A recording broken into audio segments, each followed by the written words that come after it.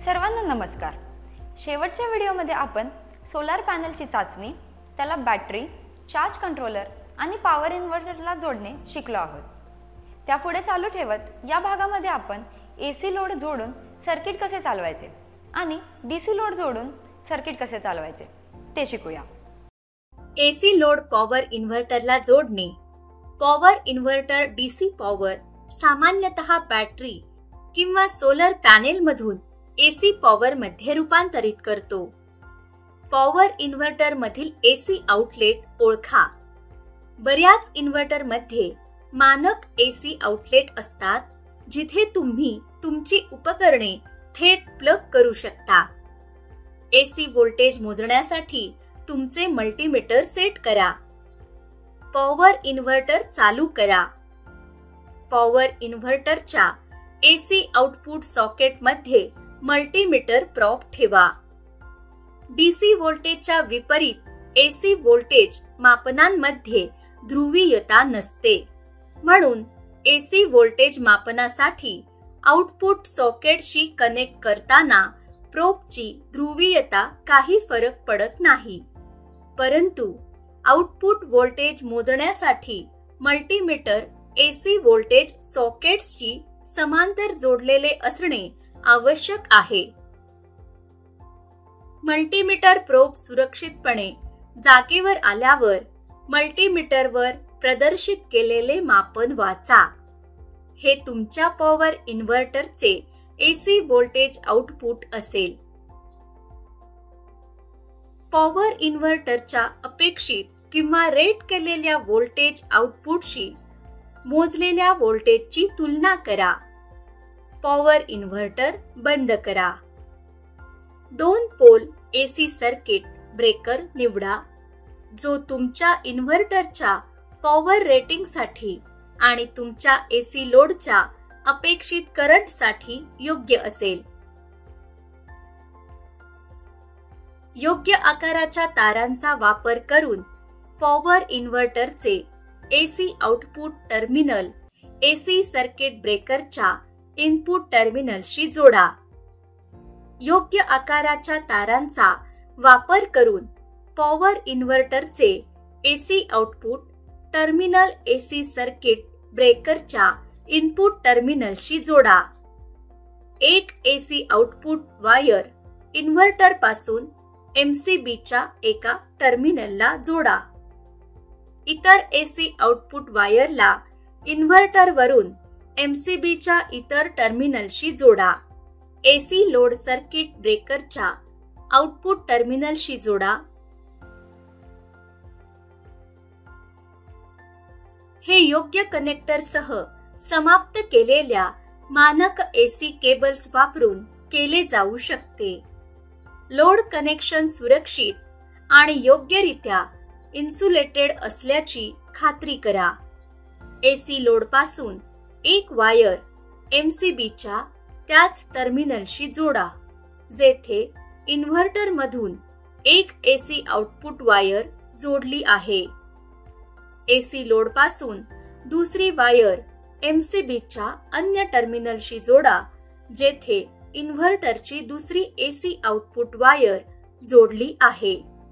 इन्व्हर्टरचे AC output circuit breaker आणि लोडशी connect झाल्यावर power switch वापरून पॉवर इन्व्हर्टर चालू करा। इन्व्हर्टर चालू केल्यानंतर नॉबला चालू स्थितीत सहसा वरच्या दिशेने हलवून सर्किट ब्रेकर चालू करा। इन्व्हर्टर सर्किट ब्रेकर कनेक्टेड लोडच्या ऑपरेशनचे निरीक्षण करा आणि सर्किट ब्रेकरला ट्रिप न करता लोड यशस्वीपणे चालत असल्याचे सुनिश्चित करा। DC लोड चार्ज कंट्रोलरशी कनेक्ट करणे। या कनेक्शनसाठी DC लोड आणि चार्ज कंट्रोलर दरम्यान पॉझिटिव्ह आणि निगेटिव्ह टर्मिनलसह योग्य ध्रुवता आवश्यक आहे। दोन्ही घटकांचे नुकसान टाळण्यासाठी चुकीच्या ध्रुवीयतेमुळे शॉर्ट सर्किट होऊ शकते किंवा विद्युत प्रवाह उलट होऊ शकतो। संभाव्य भार, चार्ज कंट्रोलर किंवा इतर कनेक्ट केलेल्या उपकरणांचे नुकसान होऊ शकते. चार्ज कंट्रोलर मधील लोड टर्मिनल्स ओळखा. सौर चार्ज कंट्रोलर्स मध्ये सामान्यतः पॉझिटिव्ह आणि निगेटिव्ह चिन्हांसह लोड जोडण्यासाठी लेबल केलेले टर्मिनल असतात. डीसी व्होल्टेज मोजण्यासाठी तुमचे मल्टीमीटर सेट करा, कारण सोलर चार्ज कंट्रोलर सामान्यतः डीसी व्होल्टेज आउटपुट करतात. सोलर चार्ज कंट्रोलर चालू असल्याची खात्री करा. लोड टर्मिनलच्या संबंधित टर्मिनलला प्रोबच्या मेटल टिपांना स्पर्श करा. काळा प्रोब निगेटिव्ह टर्मिनलवर असावा आणि लाल प्रोब पॉझिटिव्ह टर्मिनलवर असावा. चार्ज कंट्रोलर कडून डीसी आउटपुटच्या निगेटिव्ह टर्मिनलवर मल्टीमीटरचा ब्लॅक प्रोब ठेवा. दर्शविल्याप्रमाणे चार्ज कंट्रोलरच्या पॉझिटिव्ह टर्मिनलवर मल्टीमीटरचा लाल प्रोब ठेवा. प्रोब सुरक्षितपणे जागेवर आल्यावर मल्टीमीटरवर प्रदर्शित केलेले मापन वाचा. मल्टीमीटर 12 व्होल्ट वाचतो याची खात्री करा. वाचन चढ उतार होत असल्यास व्होल्टेज रेकॉर्ड करण्यापूर्वी ते स्थिर होण्याची प्रतीक्षा करा. तुमच्या डीसी लोडची व्होल्टेज आवश्यकता सोलर चार्ज कंट्रोलरच्या आउटपुट व्होल्टेजशी जुळत असल्याची खात्री करा. बहुतेक चार्ज कंट्रोलर आउटपुट 12 व्होल्ट किंवा 24 व्होल्ट डीसी आहे. चार्ज कंट्रोलर बंद करा. डीसी लोड पासून पॉझिटिव्ह वायरचे एक टोक स्विचद्वारे लोडसाठी लेबल केलेल्या चार्ज कंट्रोलरवर पॉझिटिव्ह टर्मिनलशी कनेक्ट करा. ऑन ऑफ स्विचद्वारे लोडसाठी लेबल केलेल्या चार्ज कंट्रोलरवर डीसी लोड पासून ऋण वायरचे दुसरे टोक निगेटिव्ह टर्मिनलशी कनेक्ट करा.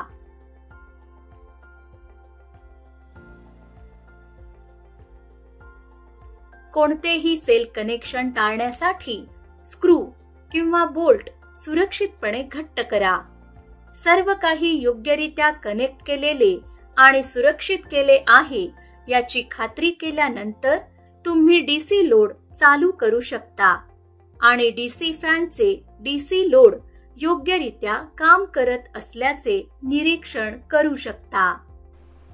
या व्हिडिओमध्ये पॉवर कंट्रोलरला एसी लोड जोडणे, चार्ज कंट्रोलरची डीसी लोड जोडणे यावर चर्चा केली आहे. इथे हा अभ्यास संपतो.